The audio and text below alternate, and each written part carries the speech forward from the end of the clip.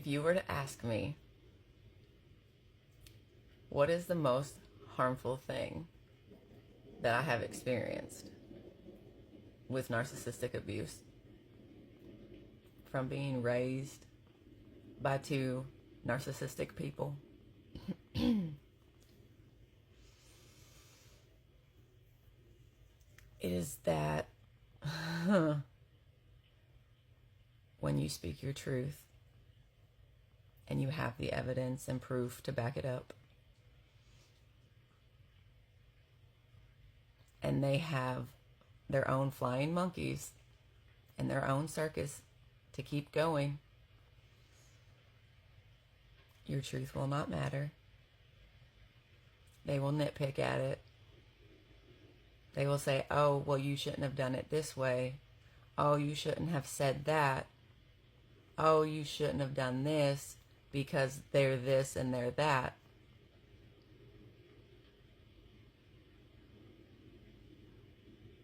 That is the most painful and hurtful thing that I have experienced from narcissistic abuse. Because you won't be believed. Because they have put on this act, this facade, this face for public for so long that is what they believe is real. That is what they believe is truth. They don't want that mirror to be turned back around and facing them. They don't want to see it. They don't want to acknowledge it because they see nothing wrong in what they are doing. They will excuse it over and over. They will give you excuses and reasons, and they will, with 100% assurity, believe it. Even when you're like, no, that is not the truth. This is what happened. This is what you did or said. This is what I did or said. And if you've been dealing with narcissistic abuse since you were a child, no one deserves that. No child asks for that. No child can be so bad as a child to deserve any kind of abuse. We don't ask for it. We don't deserve it. We're children. We were children. We still are children. If you have parents, you're still a child. You may be an adult child. You may be a teenager, a young adult, but you're still a child to someone. And what I don't understand, and I know that it's a brain thing, a mental thing, I don't understand how you can do something like that to your child. It blows my mind because I have a child who is very, very similar to me. I mean, obviously we have our differences and we have our own individual traits and uniqueness.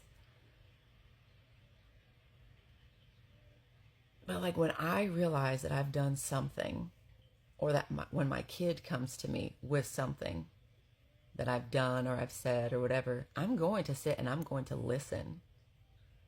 I'm going to hear them out, not to respond. I'm going to hear them out to understand, because I don't want to make them feel this way.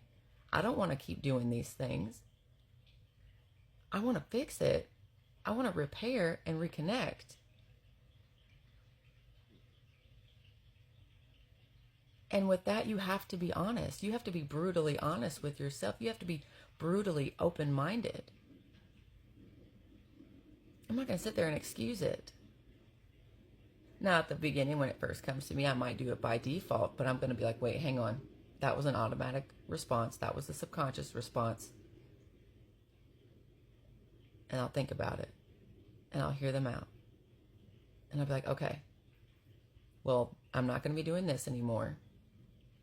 And I am sorry that I did that to you because you didn't deserve it. I'm sorry that I said this to you because you didn't deserve it.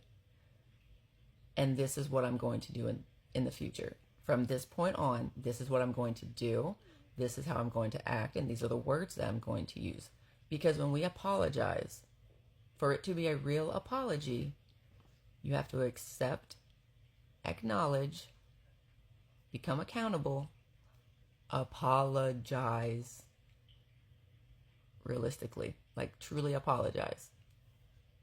And with apologies comes action steps. You have to give the person you're apologizing to things that they can see, hear, and look out for, so that they know you're actually making those changes, that you're actually making those corrections.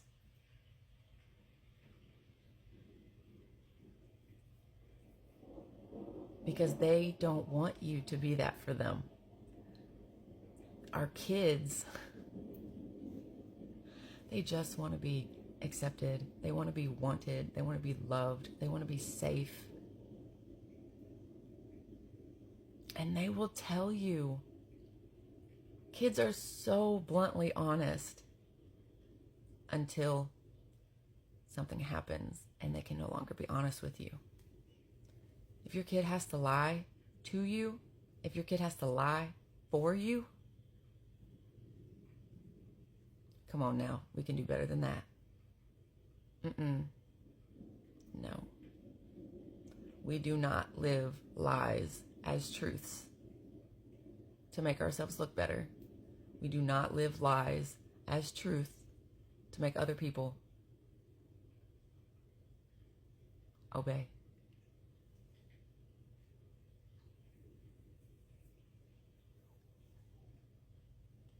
We don't live lies. We live truth. Go into your heart space. Are you being honest with yourself? Because if you're not even being honest with yourself, how are you being honest with anybody else outside of you?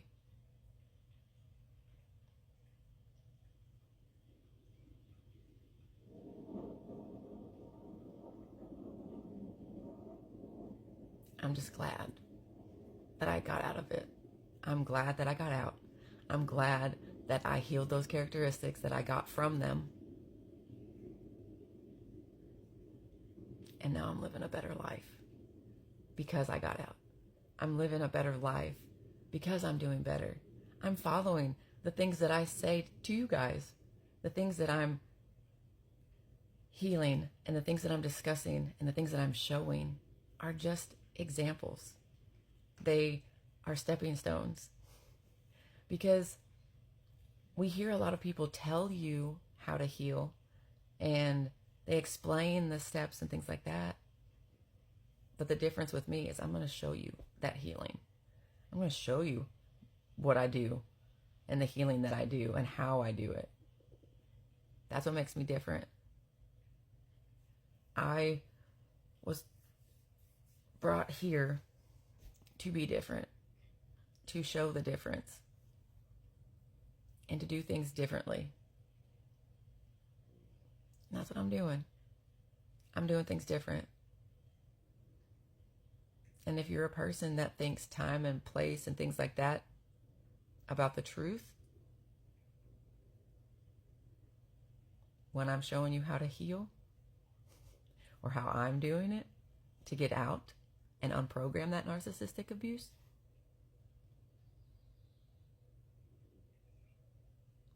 well, okay. I'm not going to fight you. I'm not going to argue with you. Because I'm here for a reason. I'm doing this for a reason.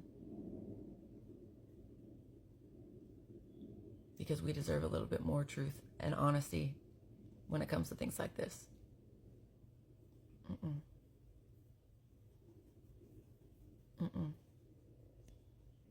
So keep doing what you're doing. If you know that it feels right in your mind, in your heart, in your soul, don't let anyone else tell you otherwise. You got this. You know what you're doing. And it'll be hard. It'll be hard. But stand your ground. Stay here. Stay here. When something comes up, let it out. You got this.